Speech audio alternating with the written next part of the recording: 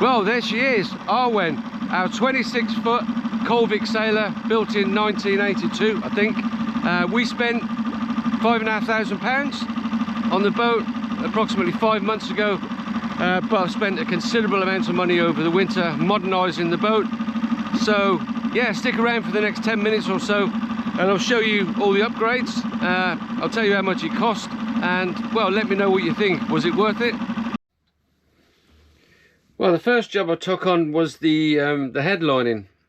So replacing the old dirty smoke stained vinyl headlining for some new snappy looking PVC boards. But in doing so, I also changed the electrics and fitted two new lights, two new LED lights, which I'll run on the existing 12 volt. I also replaced all the wiring for the 12 volt lighting system. But in addition, I added strip lights, which runs off the 230 volt side of the system. So it gives you a nice alternative.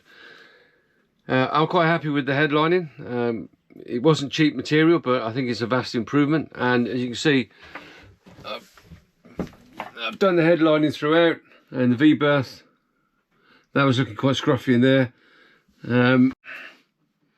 Also headlining and new lights, new LEDs in the heads area, which is obviously a work in progress, but it's getting there. I've waterproofed the floor. I've got an inspection hatch that's sealed down. I've also installed a shower drain with a trap, because we've got now hot and cold running water. Ideally, didn't realise this, but actually now we've got a bidet. Tidy. Yeah, hot and cold water. So a little mini shower system in there. So that wasn't too expensive, it was quite cheap to do. So essentially I've just turned this into a mini shower stroke wet room. I'm going to go through. We'll come through under the seating. I have installed a shower sump pump. So that's on auto, so as soon as it senses water in, it starts to pump that out, and I've connected it up to the rear bilge. So that's working quite nicely, and just pumps off out the boat when it senses enough water in there. So I'm quite happy with that. That works a treat. So receives the water from the shower trap, senses the water at a certain level, and the float will start to pump it automatically. And I've sent that outlet pipe and teed it off to the stern bilge, so all that fires out outside the boat. So happy days with that. What? Just about lift this up. Underneath there, I've got a 15 litre water heater, pressurised pump, 30 psi, accumulator, and that, oh Jesus, so much stuff there. And that gives us nice hot and cold pressurised water. Also changed the old foot pump system, so yeah, pressurised water. Actually, you can hear the pump come on. Very good. So we've replaced the old foot pump water system with pressurised hot and cold. New tap on there, which obviously connects to the hot water tank, and the two got two holding tanks there, about 50 litres each, plus 15 litres in the hot water tank there. So we've got plenty of water on go. The gimbal stove was already here already. Yeah, while I was at it, I had some spare PVC tongue and groove, so I've redone the sideboards there just to make it look a lot tidier. And Michelle's been busy with the cushions and and the seating making it all look pretty tip top. So what else we got? So yeah, the floor covering was looking a bit threadbare, and to be fair, by the time I'd finished doing all this work on the boat over the winter, it was looking pretty shitty and pretty grotty, so we replaced that with some nice snappy looking cord. So I'm quite happy with that. I'm not a carpet layer by trade, but I think I've done a decent job of that, and that wasn't too expensive either.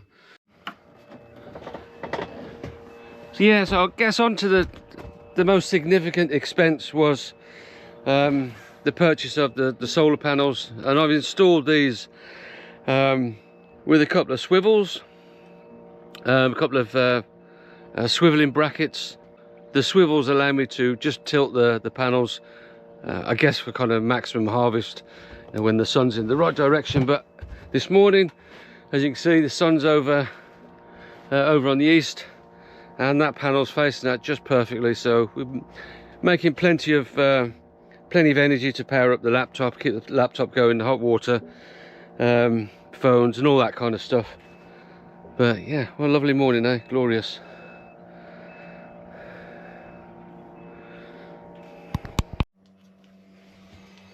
So I've taken the seating out, so we can have a quick look at the setup I've installed. So we've got charge controller. I think it's a 40 amp charge controller. I got an inverter charger there installed. So I think the only job I've got to do for that is I've got to put the AC input for shore power there. But I'll get around to doing that. So I've got a consumer unit there from the inverter, and in this system, this is the old DC setup, which I've left intact. So it runs all the nav lights, radio and all that kind of stuff, but so I've just left that as is, which is fine. The new solar setup is my 200 amp hour lithium ion battery, and so there you go. There's off my running off my inverter, so I've got a bunch of sockets there. I've got some sockets in there as well, and I'll probably put some sockets, I'll probably put another socket up in the V-berth, but I think that's plenty of power for now. So yeah, it's all working, it's all good. I think one of the most important features was making sure we had some internet connection, making sure we had some internet connectivity.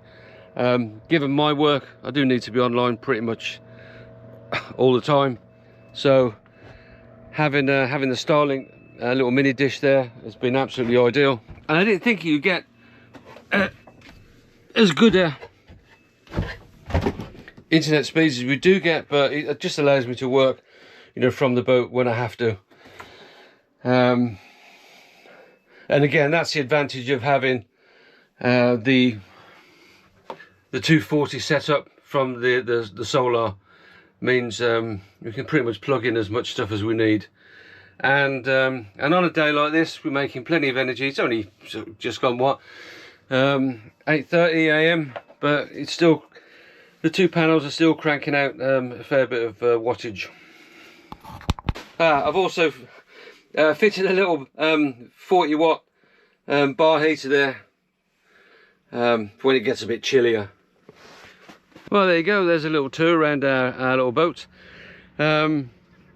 All in all, what do we spend? £5,500 for the boat purchase.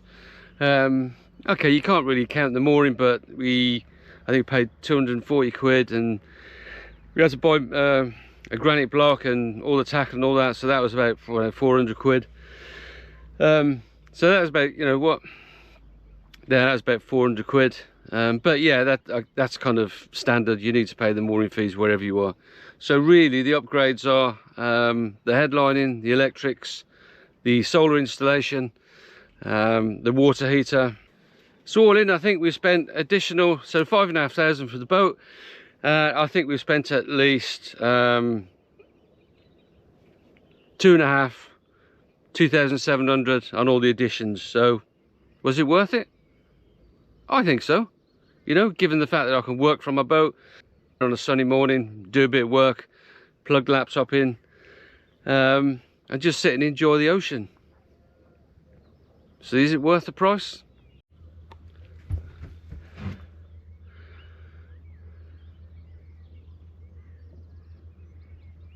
But I think ultimately, when you can wake up to, you know, a site like this, is the price relevant? Probably subjective, but I don't think you can buy this. And I'm sure other folk feel the same as well.